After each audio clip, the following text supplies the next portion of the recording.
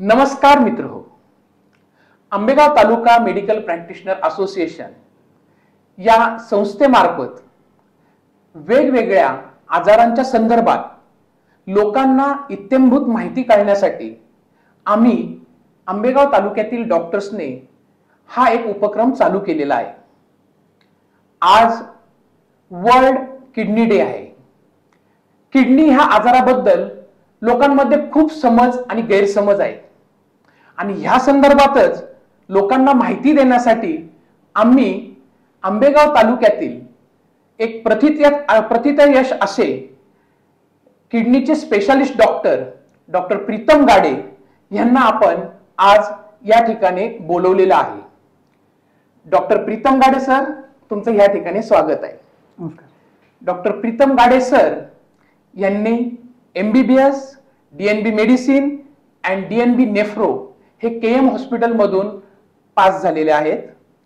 Sir Mansar या ठिकाणी सार्थक super speciality hospital म्हणून सरांचे एक हॉस्पिटल आहे, ज्या ठिकाणी किडनीच्या रुग्णांसाठी त्यांच्याकडून 24 तास सेवा पुरवली जात आहे।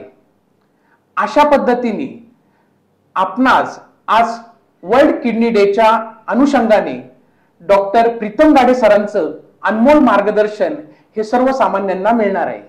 सर, आज आपण इथे आलेले आहात, आम्ही तुमचे खूप खूप आभार व्यक्त करत आहोत आणि आपण आपल्या प्रोग्रामची सुरुवात करूया। लोकांमध्ये किडनी ह्या आजाराबद्दल एक अनामिक भीती आहे। किडनी हा शब्द ऐकलात की लोकांना काहीतरी गंभीर आहे अशा प्रकारे त्यांच्या मनामध्ये भावना निर्माण होते। किडनी हा नेमका काय अवयव आहे, शरीरामध्ये किडनी ह्या अवयवाचं काय काम आहे, हे आपण आपल्या प्रेक्षकांना सर्वात पहिल्यांदा सांगूया। नक्कीच, किडनी हा आपल्या शरीरातील अतिशय महत्त्वाचा अवयव आहे। किडनी आपल्या शरीरातील अनेक महत्त्वाची कामे किडनी ही करत असते। त्यामध्ये सर्वात महत्त्वाचं काम की आपल्या शरीरामध्ये अन्नपचन होत असताना जे काही अनावश्यक घटक तयार होतात किंवा टॉक्झिन्स तयार होतात, हे अनावश्यक घटक किंवा टॉक्झिन्स किडनी लघवीवाटे बाहेर टाकण्याचं काम करत असते। परंतु जेव्हा किडनीला काही प्रॉब्लेम होतो किंवा काही बाधा होते आणि किडनीचं काम डिस्टर्ब होतं, तेव्हा हे टॉक्झिन्स लघवीवाटे बाहेर न गेल्यामुळे रक्तात वाढतात आणि ते रक्तात वाढल्यामुळे त्याचा इतर अवयवांवरती त्याचे दुष्परिणाम दिसायला सुरुवात होते। ही लघवी तयार करण्याबरोबरच किडनी इतरही महत्त्वाची कामे करत असते। त्यातलं दुसरं कार्य म्हणायचं तर जे आपल्या शरीरामध्ये आम्ल म्हणजे ऍसिड तयार होत असतं किंवा इतर क्षार असतात, मिनरल्स असतात, जसे की सोडियम, पोटॅशियम आणि कॅल्शियम, फॉस्फरस, मॅग्नेशियम, ह्या क्षारांचं प्रमाण नियंत्रित करण्याचं कामही किडनी करत असते। सोडियम आणि पोटॅशियम हे असे घटक आहेत की जे शरीरामध्ये त्याचं प्रमाण जर कमी झालं किंवा अधिक झालं तर दोन्ही प्रसंगी ते आपल्या जीवावर बेतू शकतं, इथपर्यंत सिरियस आहे। आणि त्यामुळे ते किडनी ह्या क्षारांचं प्रमाण योग्य पद्धतीने नियंत्रित ठेवण्याचं काम करत आहे। त्यानंतर आपल्या शरीरामध्ये रक्त जे आहे किंवा हिमोग्लोबिन आपण ज्याला म्हणतो, ते हिमोग्लोबिन तयार करण्याचं काम, महत्त्वाचं काम किडनी हे करत असते। बरोबर। त्यामध्ये रक्त तयार होण्यासाठी किंवा लाल रक्तपेशी तयार होण्यासाठी इरिथ्रोपोएटिन नावाचं हार्मोन आवश्यक असतं। ते किडनीमधून सिक्रेट होत असतं किंवा किडनीतून तयार होत असतं आणि इरिथ्रोपोएटिन मोठ्या हाडांमध्ये जाऊन जी बोन मॅरो असते तिथे काम करतं आणि लाल रक्तपेशी तयार होतात आणि हिमोग्लोबिन तयार होत असतं। त्यामुळे त्यानंतर या व्यतिरिक्त आपल्या हाडांची जी मजबूती आहे ती पण किडनी हाडांची मजबूती मेंटेन करण्याचं कामही किडनी करत असते। यामध्ये कॅल्शियम आणि फॉस्फरसचा महत्त्वाचा रोल आहे आणि कॅल्शियम आणि फॉस्फरस मेंटेन करण्याचं काम व्हिटॅमिन डी करत असतं। तर हे व्हिटॅमिन डी तयार होतं स्किनमध्ये, सूर्यप्रकाशामध्ये स्किनमध्ये व्हिटॅमिन डी तयार होतं, परंतु ते ऍक्टिव्हेट करण्याचं काम किडनी करत असते। त्यामुळे व्हिटॅमिन डी तयार होतं स्किनमध्ये, परंतु ते ऍक्टिव्हेट करण्याचं काम किडनीमध्ये होतं आणि व्हिटॅमिन डी, कॅल्शियम आणि फॉस्फरस चं प्रमाण नियंत्रित करून हाडांची मजबूती नियंत्रित करत असते। त्यामुळे अशी बरीचशी महत्त्वाची कामं किडनी ही करत असते। त्यामुळे शरीरामध्ये आपल्या किडनीला अनन्यसाधारण महत्त्व आहे। आता आपण ही कार्य तर बघितली, परंतु जर किडनीचं शरीरामध्ये महत्त्व किती आहे हे समजून घ्यायचं असेल तर आपल्या शरीरामध्ये मेंदूला जो रक्तपुरवठा होतो त्यापेक्षा अधिक रक्तपुरवठा हा किडनीला आवश्यकता असते. म्हणजे आपला मेंदूचं वजन आहे 1400 ते 1500 ग्रॅम आणि किडनीचं वजन आहे 150 ते 170 ग्रॅम. म्हणजे वजनामध्ये मेंदू 10 पटीने किडनीपेक्षा मोठा आहे. तरीही रक्तपुरवठा किंवा रक्ताची गरज जी आहे ती किडनीला मेंदूपेक्षा अधिक आहे. त्यावरून आपण समजू शकतो की किडनी किती महत्वाचं काम करते.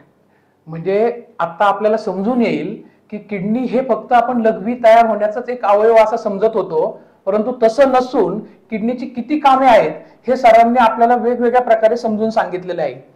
आज ही कितीतरी महत्वाची माहिती आहे सर की मेंदू हा आपण आतापर्यंत सर्वात मोठा अवयव समजत होतो, परंतु किडनीला मेंदूपेक्षा सुद्धा रक्ताचा प्रवाह हे जास्ती प्रमाणात लागतो. म्हणजे मूर्ती लहान पण कीर्ती महान अशा पद्धतीने किडनी हा अवयव आहे. आणि अशाच ह्या किडनीच्या अवयवाच्या पूर्ण अजून डिटेल माहिती घेण्यासाठीच आपण सरांच्या बरोबर संवाद साधत आहोत. सर आता मला एक पुढचा अजून त्याच्याबद्दल माहिती द्या की किडनी ह्याच्या अवयवाच्या संदर्भात समजा जर का आपल्याला आजार हा किडनीचा सुरुवात झालेली आहे तर ह्याची प्राथमिक लक्षणे आपल्यामध्ये काय काय समजून येतात की ज्याच्यामुळं रुग्णांना समजून येईल की मला हा आजार असू शकतो आणि त्या दृष्टिकोनातून तो डॉक्टरांकडे लगेच जाईल. तर ह्या संदर्भात आपण मला मार्गदर्शन करा सर्वांना. नक्कीच.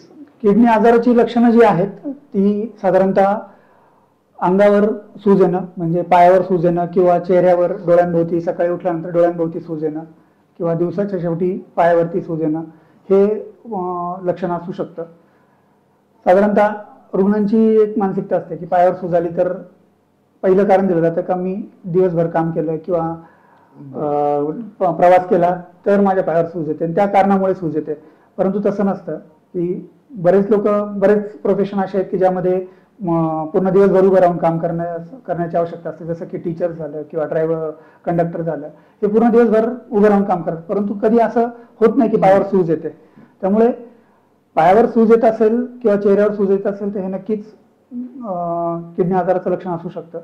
त्यानंतर उलट्या मळमळ होणं, जेवण न जाणं, भूक न लागणं, वजन कमी होणं हेही सांगतं की किडनी आजाराचे लक्षण असू शकतं. हे उलट्या मळमळ होणं किंवा याचं कारण जे आहे की मगाशी आपण ज्याप्रमाणे सांगितलं की हे जे टॉक्झिन्स आहेत ते शरीरात लघवीवाटेबाहेर न गेल्यामुळे शरीरात वाढतात आणि ते वाढल्यामुळे ही लक्षणं दिसतात.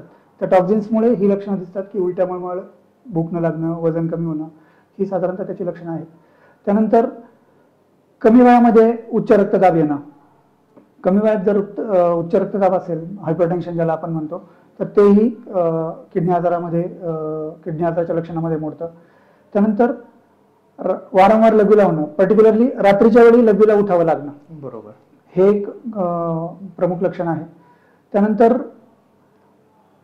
हिमोग्लोबिन कमी होणं, रक्तामध्ये युरिया, क्रिएटिनिन हे जे घटक आहेत त्याचं प्रमाण वाढणं. बरोबर. त्यानंतर लघवीला जोर करावं लागणं किंवा लघवीची जी फ्लो आहे किंवा धार आहे ती कमी होणं, लघवी झाल्यानंतर पूर्ण झाल्यासारखी न वाटणं, हे किडनी आजाराची किंवा ती लक्षणं असू शकतात. त्यानंतर लघवीमध्ये रक्त जाणं किंवा लघवीमध्ये पूळ येणं हेही किडनी आजाराचं लक्षण असू शकतं.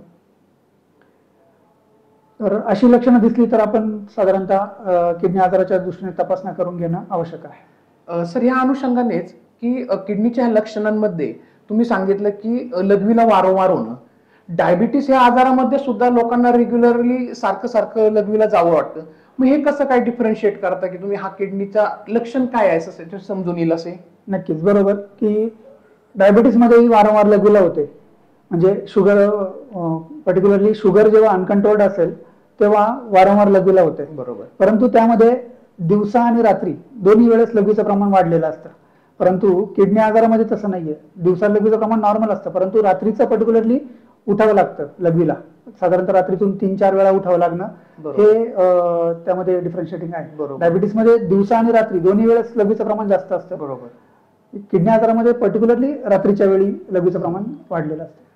या अनुषंगाने म्हणजे सर की काही लक्षणं ही दुसऱ्या आजारांमध्ये सुद्धा सापडू शकतात, पण ज्यावेळेस तुम्हाला अशी लक्षणं दिसत असेल त्यावेळेस तुम्ही तुमच्या डॉक्टरांकडे जाऊन योग्य वेळी ह्या तपासण्या करून घेणं हे सुद्धा खूप महत्वाचं आहे. सरांनी ह्या लक्षणां जे सांगितले आहेत ती सर्वांनी चांगल्या प्रकारे लक्षात घ्या आणि त्यानुसार काही जर का जाणीव झाली तर तुमच्या जवळच्या डॉक्टरांकडे जाऊन योग्य वेळी त्यानुसार तपासण्या करण्याची सुरुवात करा. सर, ह्या संदर्भातच अजून एक प्रश्न वाटतो की जसं समजा आपण कोविडच्या वेळेस पाहिलं की ह्या लोकांमध्ये हे आजार होण्याची शक्यता ही जास्त असते. जसं ज्यांची इम्युनिटी कमी आहे, जे डायबिटिक आहे, जसं हायपरटेन्सिव्ह आहे, लहान मुलांमध्ये असेल, वृद्ध माणसांमध्ये असेल की यांच्यामध्ये हे आजार कॅच पटकन होऊ शकतात. तसं किडनी हा आजार कोणामध्ये होण्याची संभावना ही जास्ती प्रमाणात असते? नक्की. किडनी आजार उद्भवण्याची शक्यता म्हणजे आपण ज्याला रिस्क फॅक्टर म्हणतो की हे रिस्क फॅक्टर कोणामध्ये जास्त आहे, तर सर्वात महत्वाचा रिस्क फॅक्टर आहे डायबिटीस आणि ओबेसिटी. डायबिटीस आणि ओबेसिटी मी एकत्र बोलतोय कारण हे एकाच आजाराचे दोन भाग आहे असं आपण म्हणू शकतो. आणि एकाच आजाराचे दोन पैलू आहेत असं. नाण्याची जशी एक बाजू दुसरी बाजू अशी असते त्या पद्धतीने दोन्ही आजार एकाच टाइप मध्ये आहे. बरोबर. त्याचं कारण असं की डायबिटीसमुळे वजन वाढतं म्हणजे ओबेसिटी येते.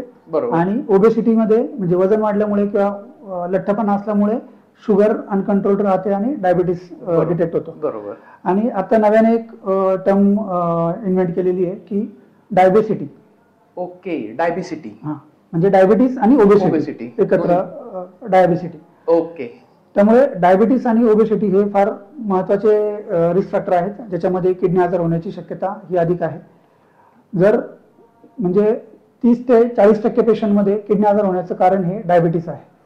आणि त्यानंतर दुसरा महत्वाचा फॅक्टर आहे हायपरटेन्शन. हायपरटेन्शन म्हणजे उच्च रक्तदाब. तर बीपी जास्त राहिल्यामुळे किडनीचे जे फिल्टर असतात ते नेफ्रॉन्स म्हणतो आपण त्याला, ते फिल्टर्स डॅमेज होण्याची गती वाढते. किडनीतलं हे जे फिल्टर मधलं प्रेशर आहे ते वाढल्यामुळे किडनी डॅमेज होऊ शकते. त्यामुळे बीपी कंट्रोलमध्ये असणं फार आवश्यक आहे. बरोबर. त्यानंतर पुढचा फॅक्टर आहे की हार्ट डिसीज म्हणजे हृदयाच्या आजारांमुळेही किडनीवरती परिणाम होऊ शकतो. त्यानंतर आपली काही ओव्हर द काउंटर मेडिकेशन्स घेण्याची जी रुग्णांमध्ये प्रवृत्ती आहे. ओव्हर द काउंटर मेडिकेशन म्हणजे काय की डॉक्टरांच्या सल्ल्या विना मेडिकलमध्ये जाऊन औषधं घेणं, त्यामध्ये पर्टिक्युलरली पेन किलर्स, परफेक्ट, वेदनाशामक जी औषधं आहेत. बरोबर. आता धकाधकीच्या जीवनमानामध्ये आपल्याला कुठे ना कुठे काही ना काही दुखत असतं किंवा काही इजा होते किंवा दुखतंय, म्हणून डायरेक्टली मेडिकलमध्ये जाऊन मला पेन किलर द्या किंवा मला मेडिसिन द्या हा जो प्रकार होतो त्याने किडनीवरती परिणाम होत असतो. त्यानंतर अनावश्यक अँटीबायोटिक्सचा वापर किंवा म्हणजे मेडिकलमधून डायरेक्टली अँटीबायोटिक्स खरेदी करणं, त्या अँटीबायोटिक्सनेही किडनीवरती परिणाम होतोय. बरोबर. आणि त्यानंतर अँटीबायोटिक्सच्या बाबत सर सांगायचं म्हटल्यानंतर आज अँटीबायोटिक रेजिस्टन्स हा इतका मोठा फॅक्टर आहे सर की अननेसेसरीली अँटीबायोटिक्स घेणं, त्याचा प्रॉपर कोर्स न घेणं, डॉक्टरांच्या सल्ल्याशिवाय घेणं, ह्याच्यामुळं अँटीबायोटिक्स आजकाल लागू पडत नाही. आणि हा पुढं मेडिकल फील्डसाठी हा खूप मोठा धोका आहे की त्याच्यामध्ये लोकांना अँटीबायोटिक्स लागू म्हणजे वर्ल्ड हेल्थ ऑर्गनायझेशननी ह्या संदर्भात खूप गोष्टी सांगितल्यात. म्हणून प्रेक्षकांना ही खरंच विनंती आहे की डॉक्टरांच्या सल्ल्याशिवाय शक्यतो औषधं घेऊन नका. किडनी असतील किंवा इतरही आजार असतील ह्या संदर्भामध्ये इम्प्रॉपर औषधं घेणं हे खूप मोठं कारण आहे. आणि किडनीच्या आजारांमध्ये सर हा खूप महत्वाचा रोल प्ले केला जातोय. त्यानंतर अजून एक महत्वाचा ड्रग मी यामध्ये सांगेल की प्रोटॉन पंप इनिबिटर. म्हणजे आपल्या पित्तासाठी जे गोळ्या घेतल्या जातात त्याला आपण प्रोटॉन पंप इनिबिटर म्हणतो. तर ऍसिडिटी होण्याचं प्रमाण वाढलेलं आहे किंवा थोडी ऍसिडिटी झाली तर आपण पित्तासाठी गोळ्या घेतल्या जातात. तर ह्या पित्तासाठीच्या ज्या गोळ्या आहेत अँटासिड आपण ज्याला म्हणतो त्याचाही किडनीवरती दुष्परिणाम दिसून आलेला आहे. आणि आता रिसेंटली एक रिसर्च झालं किंवा एक स्टडी पब्लिश झालं त्यामध्ये असं सिद्ध झालं की पेनकिलरच्या गोळ्यांमुळे किडनीवरती जेवढा परिणाम होतोय तेवढाच परिणाम ह्या पित्तासाठीच्या ज्या औषधं आहेत किंवा प्रोटॉन पंप इनिबिटर असं आहेत जसं की पॅन्टोप्राझोल, ओमेप्राझोल याने तेवढ्याच प्रमाणात म्हणजे पेनकिलर्स जेवढं किडनीला दुष्परिणाम करतात तेवढाच हे मेडिसिन्स करतात एकदम. त्यामुळे आणि हे फार कॉमनली वापरलं जाणारे औषध आहे. त्यामुळे फार दिवस डॉक्टरांच्या सल्ल्याविना खूप कंटिन्युअस हे पित्ताचे औषध वापरणं किडनीला दुष्परिणाम करणार आहे. एकदम बरोबर आहे सर. आणि प्रेक्षक हो, आपल्याला सुद्धा माहिती आहे की थोडंसं काय झालं की आपण मेडिकल स्टोअर मध्ये जाऊन पित्ताची गोळी घेतो आणि ही कंटिन्युअस ठेवली जाते. लोक मिसरी, तंबाखू ह्यासारखी व्यसन सोडत नाही, जंक फूड्स खायचं सोडत नाही, पित्ताची गोळी घेतात आणि ते खातात. परंतु ह्या कंटिन्युअसली ह्या पित्ताच्या गोळ्या खाल्ल्यामुळं आपल्याला समजून येत नाही, परंतु ते किडनी ह्या अवयवावरती किती घातक आहे हे आज सरांनी आपल्याला नीट समजून सांगितलंय. त्यामुळे काळजी घ्या. अननेसेसरीली मेडिकेशन्स हे तुमच्या किडनीला नेहमी घातक आहे. त्यामुळे त्या मेडिसिनचा वापर हा योग्य प्रकारे करा. सर, खूप वेळा असं होतं की लोक सांधेवाताच्या साठी कुठेतरी एखाद्या माणसाकडे जातात, तो काहीतरी स्टिरॉइडच्या गोळ्यांची पावडर करतो, ती पावडर टाकतो आणि आयुर्वेद पावडरच्या नावाखाली हा दिला जातो. आणि ह्या अशा पद्धतीने जे डॉक्टरांनी प्रिस्क्राईब नाही केलेले आहे अशी औषधं खाऊन कितीतरी लोकांच्या हार्टवरती आणि किडनीवरती परिणाम झालेले रोजच्या प्रॅक्टिस मध्ये आपण पाहतोय. विचारलं तर काय सांगतात, नाही आयुर्वेद पावडर घेतोय, परंतु ती पावडर आयुर्वेदिक नसती, कारण ती कोणीतरी साध्या माणसाने दिलेली असती. त्यामुळे प्रेक्षक हो, तुमच्या किडनीचं जर का आरोग्य तुम्हाला नीट ठेवायचं असेल तर काळजीपूर्वक तुमच्या पोटामध्ये जे काय तुम्ही घेताय त्याची काळजी घ्या, ज्यांनी तुमच्या शरीराची सुद्धा नीट व्यवस्थित काळजी घेतली जाईल. सर, तुम्ही छान पद्धतीने आम्हाला कोणाला किडनीचा आजार होऊ शकतो ह्या संदर्भात आणि त्याची काळजी काय काय काय घ्यायची याच्या संदर्भात माहिती दिली. आता ह्या किडनी हा आजार हा ब्रॉड टॉपिक झालेला आहे. ह्याच्यामध्ये वेगवेगळे किडनीच्या आजाराचे काय प्रकार आहेत त्या सुद्धा आम्हाला तुम्ही मार्गदर्शन करा. नक्कीच. किडनीचे आजार आपण साधारणतः 2 प्रकारामध्ये पकडतो, अॅक्यूट किडनी इंजुरी आणि क्रॉनिक किडनी डिसीज. तर अॅक्यूट किडनी इंजुरी म्हणजे काय, तर यामध्ये ह्या आजारामध्ये किडनी तात्पुरत्या स्वरूपाची डॅमेज झालेली असते. म्हणजे काही कारणामुळे किडनीवरती परिणाम झालेला असतो आणि तो तात्पुरत्या स्वरूपाचा असतो. त्याला जर आपण योग्य वेळी निदान केलं आणि त्याचे उपचार घेतले तर त्यामध्ये किडनीमध्ये पूर्णपणे सुधारणा होऊ शकते. त्यामुळे जसं की काही वेळेस लघवीचं इन्फेक्शन होतं, त्याने किडनीवरती परिणाम होतो, किंवा किडनी स्टोन असतात त्याने किडनी डॅमेज झालेली असते. आणि म्हणजे असे अनेक कारण आहेत की ज्यामुळे किडनीवरती परिणाम होऊ शकतो तात्पुरत्या स्वरूपाची. अशा काही आजारामध्ये म्हणजे अशा काही केसेसमध्ये किडनी एवढ्या प्रमाणात डॅमेज असते की त्या केसमध्ये डायलिसिसची पण आवश्यकता पडते. परंतु त्यामध्ये जर त्याचं योग्य निदान झालं की किडनीवर नेमका कशाचा परिणाम झालाय आणि ते कारण जर आपण शोधलं आणि त्याचा उपचार केले तर त्यामध्ये तो आजार पूर्णपणे बरा होतो. एकदम बरोबर सर. हा पॉइंट सुद्धा हा खूप महत्वाचा आहे की योग्य वेळी किडनीचं निदान जर का तुम्ही केलं तर तुमचं योग्य वेळी निदान केल्यानंतर तुम्ही तो आजार बरा करू शकता. तो क्रॉनिक स्टेज मध्ये जात नाही आणि डायलिसिस वगैरेची गरज नाही. हा मुद्दा खूप महत्वाचा आहे सर. आणि दुसरा प्रकार जो आहे तो क्रॉनिक किडनी डिसीज, जे आता आपण बोललो की क्रॉनिक किडनी डिसीज, यामध्ये काय आहे की किडनी ही परमनंटली डॅमेज होत असते. परमनंटली म्हणजे काय की त्याला जे आता आपण कारण सांगितले की डायबिटीज, हायपरटेन्शन, यामध्ये कसं असतं की कालांतराने म्हणजे डायबिटीज खूप वर्षांचा झाला किंवा बीपी खूप वर्षांपासून आहे तर त्याने किडनीला कालांतराने डॅमेज होत जातं आणि हळूहळू किडनीचं काम कमी कमी होत जातं. तर यामध्ये जो डॅमेज झालेला आहे हे पुन्हा पूर्ववत होऊ शकत नाही. तो आजार म्हणजे क्रॉनिक किडनी डिसीज. तर त्यामध्ये हळूहळू किडनीचं काम कमी होत जातं आणि कालांतराने किडनीचं पूर्ण निकामी झाल्यानंतर पुढे काही उपचारांची गरज पडते, जसं की डायलिसिस आहे आणि ट्रान्सप्लांट आहे. सर, खूप वेळा असं पाहिलं गेलेलं आहे की जसं ऍज एजिंग प्रोसेसेस आपण जसं उतार वयामध्ये जातो तसं किडनीचं फंक्शन सुद्धा नॅचरली हे कमी कमी होत असतं. ही गोष्ट बरोबर आहे सर? एक्झॅक्टली बरोबर आहे. त्यामध्ये जर तुम्ही विचाराल का किती पर्सेंटने किडनीचं काम कमी होतं, तर नॉर्मली आपली किडनी 90 ते 100%, 100 हे पर्सेंटेज मध्ये बोलण्याचं कारण असं की एक GFR म्हणून टर्म आहे, ग्लोमेरुलर फिल्ट्रेशन रेट. बरोबर. GFR म्हणजे काय की किडनीची कार्यक्षमता किती येते पाण्यासाठीचा. बरोबर. म्हणजे यामध्ये काय की मिनिटाला किती ml ब्लड रक्त शुद्ध करते, किडनी शुद्ध करते. म्हणजे एका मिनिटामध्ये किडनी एका मिनिटामध्ये किती रक्त शुद्ध करते ते मोजण्याचं प्रमाण म्हणजे GFR. बरोबर. तर नॉर्मली हा 90 ते 100 ml पर मिनिट हा नॉर्मल GFR आहे. 90 ते 100 ml पर मिनिट. ओके. 20व्या वर्षानंतर, वयाच्या 20व्या वर्षानंतर वर्षाला 1 ml ने आपला GFR कमी होतो. म्हणजे 1% ने आपली किडनीचं काम हे वर्षाला नॅचरली कमी होतं. तुम्हाला काही आजार असो अगर नसो तरीही ते 1% ने किडनीचं काम कमी होतं. बरोबर. परंतु जेव्हा आपल्याला शुगर आहे, डायबिटीस आहे किंवा बीपी आहे शुगरमध्ये जर विचाराल, डायबिटीसमध्ये जर विचाराल, तर शुगर जर अनकंट्रोल्ड असेल तर हे किडनीचं काम कमी होण्याचं प्रमाण जे आहे ते 10% जातं. बापरे, वर्षाला 10% किडनीचं काम कमी होतं. म्हणजे नॉर्मल माणसापेक्षा ह्या लोकांमध्ये 10% प्रोग्रेस जास्ती होती. किडनी डॅमेज होण्याचं प्रमाण 10 पटीने जास्त. Perfect perfect. आणि जर आपण उपचार केले तर हे प्रमाण, म्हणजे शुगर कंट्रोल केली आणि इतर किडनी आजारासाठी ट्रीटमेंट घेतली, तर हे प्रमाण आपण 10%वरून 2 ते 3% कमी करू शकतो. म्हणजे किडनी डॅमेज होण्याचं जे कालावधी आहे तो आपण लांबवू शकतो. ओके, म्हणजे हेच कारण आहे की जे आपण कोणामध्ये ही लक्षणं जास्त प्रमाणात होऊ शकतात किडन्यात, तर ह्याच्यामध्ये ही काळजी जर का घेतली तर आपण हा जो प्रोग्रेस असतो हा आपण प्रिव्हेंट करू शकतो. खूप छान माहिती दिली सरांनी की नॅचरलीच किडनीचं फंक्शन जे असतं हे कमी होत असतो, परंतु आपण अजून काहीतरी औषधं गोळ्या घेतो, अजून वेगवेगळे काही खाद्यपदार्थांमधून खराब अन्न पाणी, ज्याला जंक फूड्स म्हणतो आपण, जे शरीराला हानिकारक आहे असं घेऊन आपण अजून तो आजार प्रोग्रेस करतोय. त्याच्यामुळे खाद्यपदार्थ घेताना, मेडिसिन घेताना हे खूप छान, म्हणजे काळजीपूर्वक अशा पद्धतीने त्याचं नियोजन करा. सर, ह्याच्या जोडीला आता एक अजून प्रश्न वाटतो की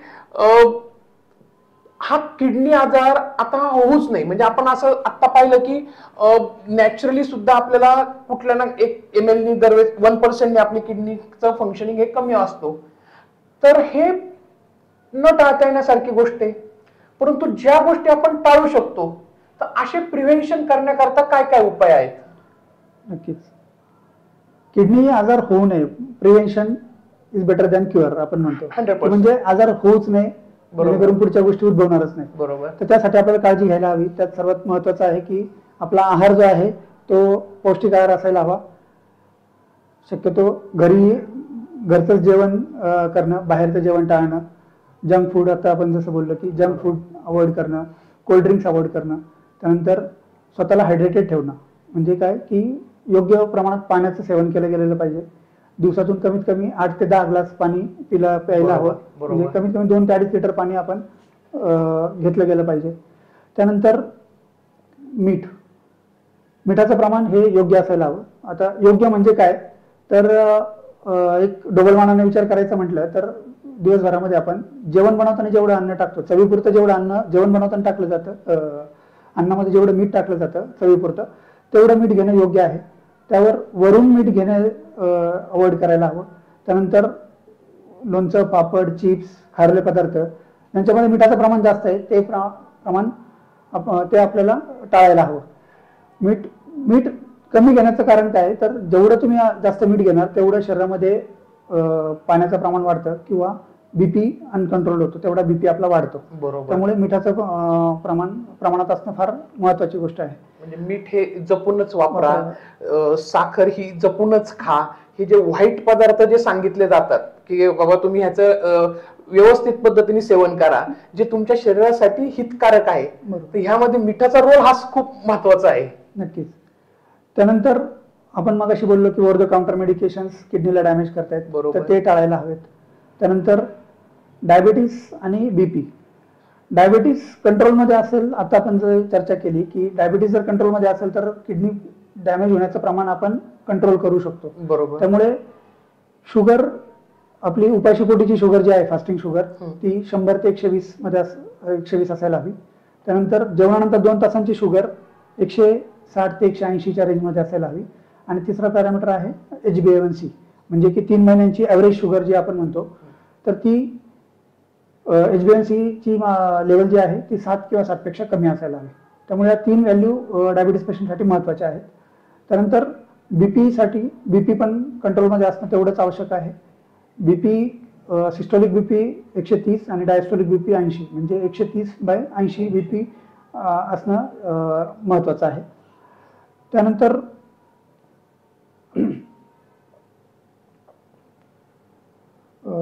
साधारणतः ह्या गोष्टी जर आपण पाळल्या किंवा ही काळजी घेतली तर किडनी आजार होण्याची शक्यता आपण काही प्रमाणात टाळू शकतो. बरोबर.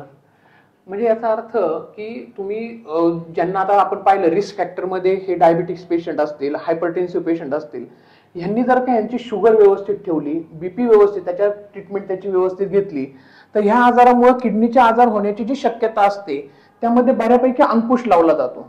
म्हणजे मेन किडनीच्या आजाराच्या जी मेन कारण आहेत त्याच्यामध्ये जसं डायबिटिक नेफ्रोपॅथी असेल, हायपरटेन्सिव्ह नेफ्रोपॅथी, हे दोन्ही कंट्रोल ठेवले की किडनी हा बऱ्यापैकी तुम्ही किडनीचे आजार प्रिव्हेंट करू शकता. सर आता ह्या सगळ्यांच्या जोडीला एक किडनीचा आजार म्हटलं की लोकांमध्ये असतं की पेशंटला डायलिसिस हे करावं लागतं. तर ह्या डायलिसिस ह्या गोष्टीबद्दल सुद्धा खूप सर्वांमध्ये भीती आहे. ते नेमकं डायलिसिस म्हणजे काय, ते काम कसं करतं, त्याचे प्रकार काय, आणि आंबेगाव तालुक्यामध्ये ह्या संदर्भात असलेल्या उपलब्ध सुविधा ह्यासाठी सुद्धा आमच्या प्रेक्षकांना मार्गदर्शन करा तुम्ही. नक्कीच. आता तुम्ही म्हणालात की डायलिसिस बद्दल भीती आहे बरोबर मनामध्ये. ती असणं साहजिक आहे की डायलिसिस बद्दल तेवढी माहिती नसल्यामुळे त्याची भीती आहे. आणि बऱ्याचदा लोकांच्या मनामध्ये शंका असते म्हणण्यापेक्षा गैरसमज आहे की एकदा डायलिसिस केलं म्हणजे कायमस्वरूपी शरीराला सवय होईल आणि कायमस्वरूपी आपल्या डायलिसिसची आवश्यकता. बरोबर. आपण मगाशी चर्चा केल्याप्रमाणे जो अॅक्यूट किडनी इंजुरी आजार आहे त्यामध्ये डायलिसिसची आवश्यकता पडली तर तो आजार आपण जर डिटेक्ट केला, त्याचं कारण शोधलं आणि त्याला उपचार केले तर त्यामध्ये डायलिसिस बंदही होतं. आणि जो दुसरा प्रकार आहे क्रॉनिक किडनी डिसीज, त्यामध्ये मात्र एकदा किडनीचं काम 10% कमी झालं तर आपल्याला डायलिसिस करण्याशिवाय पर्याय नाहीये. खूप वेळा सर ह्याच्या संदर्भात असं होतं की एखाद्याला डायलिसिस करायला सांगितलं तर लोक घाबरतात, नीट मार्गदर्शन घेत नाही. अॅक्यूट किडनी इंजुरीमध्ये जर का त्यावेळेस जर का डायलिसिस केलं तर ते फक्त एखाद्या वेळेस किंवा 2 वेळेस असतं आणि त्याच्यानंतर तुमची किडनी ही चांगली होत असते. परंतु लोक त्याच्यापासून पळतात, वेगवेगळे उपचार काहीतरी करून घेतात आणि मग अशी स्टेज येते की तुम्हाला क्रॉनिक ह्याच्यामध्ये पेशंट लँडअप होतो. पण त्याच वेळेस योग्य वेळी जर का तुमच्या ऐकलं नेफ्रॉलॉजिस्ट, त्यावेळेस जर का ते उपचार घेतले तर ते क्रॉनिक स्टेज मध्ये लँडअप होऊ शकत नाही. आणि हाच महत्वाचा संदेश आज आपण सरांकडनं घेऊन जायचा आहे की योग्य निदान केलं पाहिजे आणि योग्य ट्रीटमेंट त्यावेळेस घेतली पाहिजे आणि योग्य व्यक्तीचा सल्ला घ्या. म्हणजे तो सल्ला सुद्धा जो घेतोय प्रॉपर, आज आपल्याकडे नेफ्रोलॉजिस्ट अवेलेबल आहे, तर ज्यावेळेस किडनीचा एखादा प्रॉब्लेम असेल तर त्यावेळेस सरांचं मार्गदर्शन घेतलं तर ह्या क्रॉनिक स्टेज मध्ये लँडअप होणार नाही पेशंट. ह्या संदर्भात सर अजून आम्हाला डायलिसिस बद्दल माहिती द्या. तर आता तुम्ही मगाशी विचारलं की डायलिसिस म्हणजे काय आहे नेमकं. तर डायलिसिस म्हणजे काय, आपली किडनी काम करत नाहीये, आपल्या शरीरामध्ये कचरा जमा होतोय, तो बाहेर जायला हवा, तर आपली किडनी काम करत नाही तर किडनीचं काम मशीनद्वारे करायचं म्हणजे डायलिसिस करायचं. मशीन असते, मशीनला फिल्टर लावला जातो. जसा किडनी हा नॅचरल फिल्टर आहे, आपल्या देवाने नॅचरली आपल्याला मिळालेला आहे, तसाच फिल्टर माणसाने तयार केलेला आहे आर्टिफिशियली. तर तो फिल्टर मशीनला लावला जातो आणि त्यामध्ये रक्त शुद्ध करण्याची प्रोसेस ही केली जाते आणि शुद्ध रक्त पुन्हा पेशंटला रिटर्न दिलं जातं. थोडक्यात काय, तर किडनीचं काम मशीनद्वारे करायचं म्हणजे डायलिसिस करायचं. बरोबर. आणि डायलिसिसचं महत्व विचाराल तर एकदा जर आपली किडनी निकामी झाली तर आपल्याला डायलिसिस करणं हे गरजेचं आहे. एकदा किडनी निकामी झाल्यानंतर आपण पेशंट किती वर्ष जगणार आहे आणि त्याची तब्येत कशी राहणार आहे हे सर्व अवलंबून आहे का तुम्ही डायलिसिस कसं करताय ते. त्यामुळे किडनी निकामी झाल्यानंतर आठवड्यातून 3 वेळा डायलिसिस करणं हे गरजेचं असतं. बरोबर. आणि सर त्याच्यात काय प्रकार आहेत का डायलिसिस मध्ये? हो, 2 प्रकारचे डायलिसिसचे प्रकार आहेत. एक हिमोडायलिसिस आणि दुसरा आहे पेरिटोनियल डायलिसिस. हिमोडायलिसिस म्हणजे रक्ताचं डायलिसिस, ज्यामध्ये आता मी सांगितलं की मशीनला फिल्टर लावला जातो आणि त्यात रक्त शुद्धीकरण केलं. बरोबर. या व्यतिरिक्त दुसरा प्रकार जो आहे पेरिटोनियल डायलिसिस, त्याला आम्ही म्हणजे पाण्याचं डायलिसिस म्हणतात. तर त्यामध्ये बेंबीच्या खाली पोटामध्ये एक कॅथेटर टाकला जातो, नळी टाकली जाते आणि एक विशिष्ट प्रकारचं सलाईन असतं जे त्या नळीवाटे पोटामध्ये सोडलं जातं आणि काही ठराविक वेळानंतर ते पाणी बाहेर, ते जे सलाईन आहे ते बाहेर काढलं जातं. तर आपली जी पेरिटोनियल मेम्ब्रेन असते म्हणजे एक लेअर आहे पोटामध्ये, तो लेअर फिल्टर सारखं काम करतो. बरोबर. आणि त्यामध्ये मग जे युरिया क्रिएटिन आहे ते रक्तातून ह्या सलाईन मध्ये येतं आणि ते सलाईन आपण 4 तासानंतर बाहेर काढतो. आता पेरिटोनियल डायलिसिसचा ऍडव्हान्टेज काय आहे तर पेरिटोनियल डायलिसिस हे स्वतः तुम्ही घरी करू शकता. ओके. आणि अँब्युलेटरी, त्याला कंटिन्युअस अँब्युलेटरी पेरिटोनियल डायलिसिस असं म्हणतात. त्याचा अर्थ काय की हे डायलिसिस कंटिन्युअस चालू असतं, म्हणजे पोटामध्ये पाणी कंटिन्युअस ठेवलं जातं. बरोबर. अँब्युलेटरी म्हणजे काय, हे डायलिसिस सुरू असताना तुम्ही तुमची कामं करू शकता, हालचाल करू शकता आणि तुम्ही तुमची कामं करू शकता. ओके. आणि त्यामध्ये त्यासाठी तुम्हाला हॉस्पिटलमध्ये येण्याची आवश्यकता नाही, घरी तुम्ही स्वतः करू शकता. सर, आपल्या आंबेगाव तालुक्यामध्ये डायलिसिस सुविधा ही कुठे कुठे अवेलेबल आहे? आपल्या उपजिल्हा रुग्णालयामध्ये डायलिसिसची सुविधा आहे आणि आपले सार्थक हॉस्पिटलमध्ये माझ्या हॉस्पिटलमध्ये तिथे आपल्या हॉस्पिटलमध्ये सुद्धा ही सुविधा अवेलेबल आहे. ओके सर, आता हे किडनीच्या संदर्भात आपण एवढं सगळं डिटेल माहिती घेतली. कोणाला होतोय किडनी हा आजाराचे, किडनीचं फंक्शन काय आहे, किडनीचे आजार कोणाला होऊ शकतात, त्याची लक्षणं काय आहे, त्याच्यानंतर त्याचे उपचार काय आहेत, हे सर्व आपण पाहिले. आता एक जाता जाता सर्व लोकांसाठी की त्यांनी ह्या किडनीच्या संदर्भात काय अजून काळजी घेतली पाहिजे की ज्याच्यामुळं आपल्याला हा आजार होण्याचे चान्सेस खूप कमी राहतील, हे काही शॉर्ट ह्याच्यामध्ये तुम्ही आमच्या सगळ्या प्रेक्षकांना सांगा. नक्कीच. आज वर्ल्ड किडनी डेच्या निमित्ताने आपण हा कार्यक्रम आयोजित केला आणि लोकांचा जनजागृती करण्यासाठी आपण हे ऑर्गनाईज केलं. तर त्यामध्ये मी थोडक्यात सांगायचं झालं तर किडनी आजार होऊ नये यासाठी जे प्रिव्हेंटिव्ह मेजर्स आहेत की हेल्दी डाएट, एक्सरसाइज, त्यानंतर पाणी भरपूर पिणं आणि over the counter medications avoid करणं. बरोबर. आणि बीपी आणि शुगरच्या पेशंटने रेग्युलर चेकअप करून आपला बीपी आणि शुगर कंट्रोलमध्ये ठेवणं, ह्या बेसिक काही गोष्टी आहेत का एवढ्या जर केल्या तरी आपला किडनीचा आजार आपण टाळू शकतो. बरोबर. एक महत्वाचं की बाबा ओबेसिटी हा जसं तुम्ही महत्वाचं सांगितलं का, डायबेटीस प्लस ओबेसिटी, सर्व आजाराचा आजकाल सर मूळ हे ओबेसिटी आहे. याचं कारण मला असं वाटतं लॅक ऑफ एक्सरसाइजेस, त्याच्यानंतर तुम्ही प्रॉपर डाएट नाही. तर एक्सरसाइज ही आजकाल मस्ट आहे. वॉकिंग असेल, रेजिस्टंट एक्सरसाइज असतील, त्यामुळं हे करणं गरजेचं आहे. सर, एक शेवट अजून एकच प्रश्न विचारतो. आमच्या जिमच्या काही विद्यार्थी आहेत, यांना किडनीच्या बाबतीत हे प्रोटीन पावडर्स घेत असतात किंवा हे काही सप्लिमेंट्स घेत असतात आणि याच्यामध्ये खूप भीती असते की ह्याच्याने किडनीला काही त्रास होऊ शकतो का? तर ह्याच्या संदर्भात सुद्धा एक आपण मुलांना आमच्या मार्गदर्शन करावं. डेफिनेटली प्रोटीन इंटेक जो आपण म्हणतो की आपण दिवसभरामध्ये प्रोटीनचं सेवन किती, म्हणजे आपल्या शरीरामध्ये आपल्याला गरज किती आहे प्रोटीनची गरज आहे, तर साधारणतः 1 ग्रॅम पर केजी, म्हणजे आपल्या वजनाच्या जेवढं वजन आहे तेवढे ग्रॅम प्रोटीन आपल्याला घ्यायला हवं. म्हणजे 80 किलोचा जर आपण व्यक्ती असेल तर 80 ग्रॅम प्रोटीन आपल्याला गेलं पाहिजे. बरोबर. तर नॉर्मल आपला जो इंडियन डाएट आहे त्यामध्ये तेवढं प्रोटीन इंटेक भेटत नाही. आणि जर आपण एक्सरसाइज करतोय किंवा जे जसं तुम्ही म्हणालात की जिम ॲथलीट्स आहेत, बरोबर, आणि त्यांना मसल बिल्डिंग करायचं आहे, हो, तर डेफिनेटली प्रोटीन इंटेक ॲडिक्वेट असल्याशिवाय मसल बिल्डअप होऊ शकत नाही. त्यामुळे जर तुमच्या आहारातून तुम्हाला तेवढा प्रोटीन मिळत नसेल तर प्रोटीन सप्लिमेंट घेणं काही गरजेचं आहे. आणि त्यातही शेवटी तुम्ही कोणत्या क्वालिटीचं प्रोटीन घेताय ते इम्पॉर्टंट आहे. चांगल्या क्वालिटीचं प्रोटीन वापरत असाल तर त्याने काही हार्म नाही. आणि तुमचा वॉटर इंटेक पण त्यावेळेस तुम्हाला तेवढ्या प्रमाणात वाढवला पाहिजे. सरांनी जसं सांगितलं की हा वॉटर, सॉल्ट ही खूप महत्वाची गोष्ट आहे तुमच्या किडनीच्या आजारांमधील किडनीला हेल्दी ठेवण्यासाठी. सर, आज आपण इथे आलात आणि आमच्या ह्या सर्व प्रेक्षकांना ह्या पद्धतीने किडनी ह्या आजाराच्या बद्दल खूप छान मार्गदर्शन केलं. आंबेगाव तालुका मेडिकल प्रॅक्टिशनर असोसिएशनच्या मार्फत मी तुमचे खूप खूप आभार मानतो. आणि ह्या पुढे सुद्धा जेव्हा केव्हा आम्हाला तुमची गरज लागेल त्यावेळेस आपलं मार्गदर्शन आम्हाला उपलब्ध करून द्या, हीच आपणास विनंती. पुढच्या वेळेस अजून आम्ही वेगळ्या आजाराच्या संदर्भात माहिती घेऊन आपल्या सर्वांसमोर येऊ. जय हिंद, जय महाराष्ट्र.